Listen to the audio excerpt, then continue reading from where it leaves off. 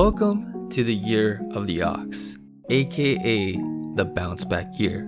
My 2021 resolution is to keep recommending the Weeb delegation some cultured manga hits.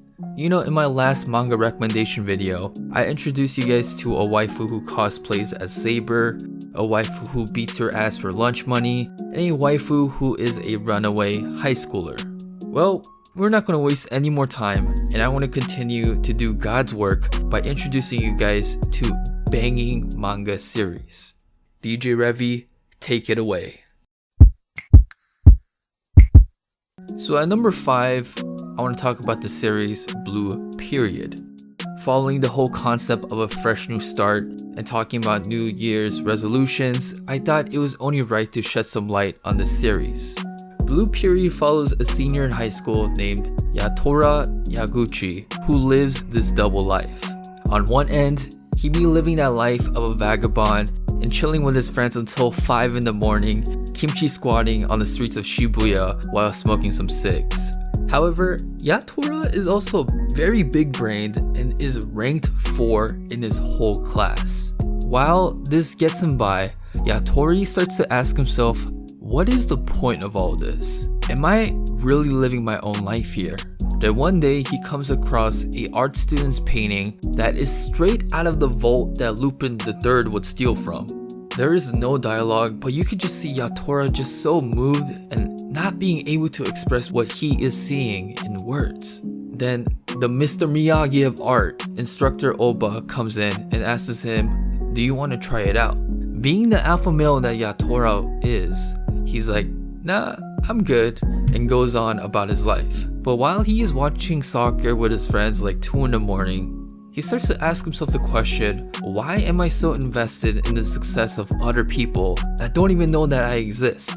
These aren't my honest feelings. Then instructor Oba's word comes into his mind. Art is quite fun, especially for those who are honest with themselves. It's a language without words.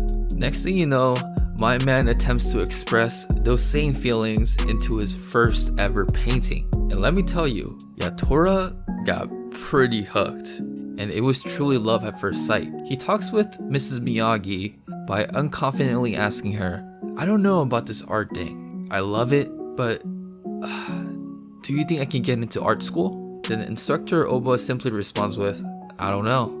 But when hard workers get to do the thing they love, they're unstoppable.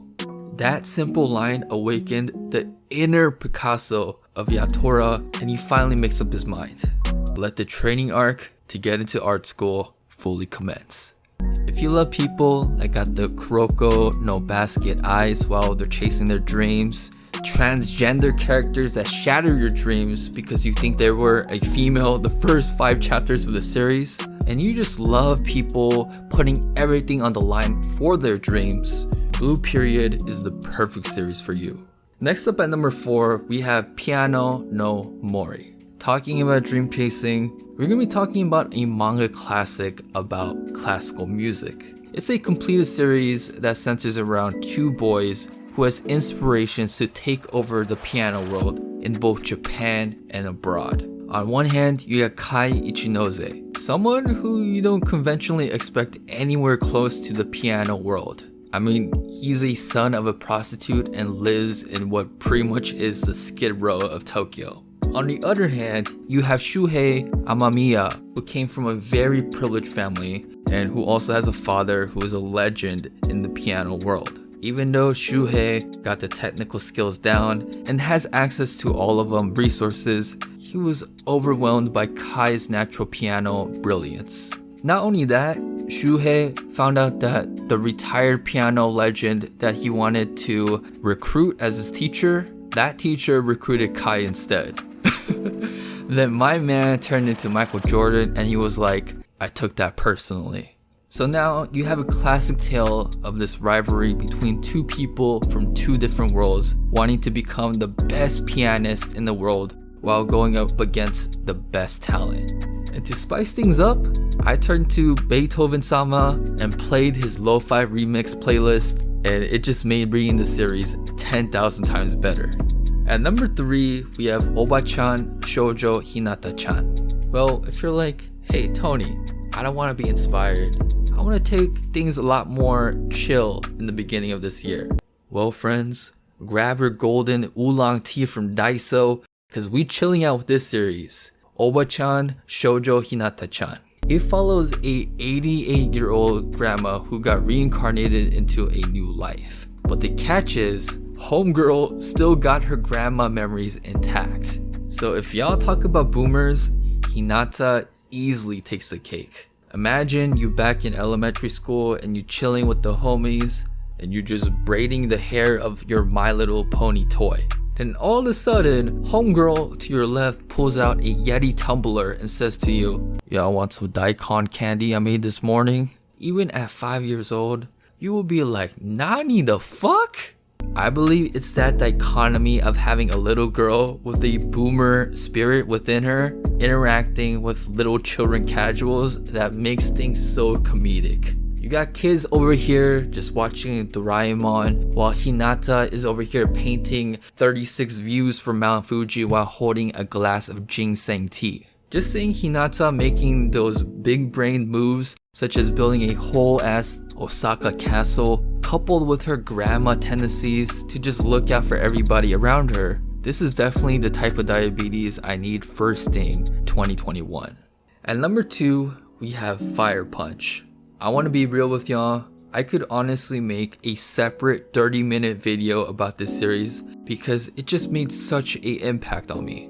Fire Punch falls under a universe where it follows different characters trying to survive a winter dystopia. And it's straight up a dog-eat-dog world. It deadass reminds me of Fallout. Crazy cults, human cannibalism, heads being blown off, and the lines of good and evil being blurred all the time. And because this series is from the same creator as Chainsaw Man, Tatsuki Fujimoto, you know this is gonna be some depressing and twisted shit. I mean, in chapter 0, y'all, the sister of the main MC says to him, brother, I'm stuck in the laundry machine, could you help me out? Oh ho, sweet Alabama! So in this world of eternal winter, it follows a young boy named Igni who has something called a blessing. In his case, his blessing was regeneration. So guess what his big brain move was with that Chainsaw Man twist? He would deadass cut off his arm to feed everybody in his village. What the fuck? Folks, we're still in chapter 0 of the series. But what ended up happening was this military officer by the name of Doma from a nearby village caught on that Igni and his village were filled with cannibals. So he kind of flipped out and he deadass firebombed this whole humble village, World War II 1945 style. This killed everybody that Igni loved, including his home sweet Alabama little sister Luna. Before his sis died, she says the single line that would haunt/follow him for the rest of this series. Live. That last word prompted all of this deep-rooted anger more potent than a PETA supporter, and he was able to infuse the flames around him, leveraging his regeneration powers. And he did this process for 8 years. After that 8 years, you got this Todoroki Shota looking ass, Human Torch looking ass, T-800 Arnold Schwarzenegger looking ass character streaking across the Ice Age to find that man who killed his sister. Honestly though, this story is so twisted and such a tragic story. If you don't do well with heavy topics such as suicide, mass genocide, and literally all your favorite characters dying, this series is not for you. Before we pivot away from the series, I also want to say Togata is best girl. That one Kill Bill old boy sequence when she single-handedly kills a subway cart filled with soldiers while recording it like straight out of DeadTube, iconic. Now, please bear with me with this one because the title is longer than the wait time of the next Berserk chapter. But at number 1, we have It's Fun Having a 300,000 yen a month job, welcoming home an onesan who doesn't find meaning in a job that pays her 500,000 yen a month. So today, I want to pose you guys with some questions. What is more impactful than the best painting that Yatori can paint? What gives you more goosebumps than Kai's piano performance? What slaps harder than the best cup of tea Hinata can brew? What could melt the hardened heart of Igni? Ladies and gentlemen, let me introduce you to the world of the Onesans. As I mentioned earlier in this video, it is my sworn duty to recommend works of art. And this series, my friend, is art with a capital A. It's a series that follows Matsutomo, who essentially gets hired on the spot by a 28-year-old onesan named Saotome to be essentially a house husband for roughly $3,000 a month. Oh shit. If I was in his case, onesan, you can hire me for 2 and a back rub.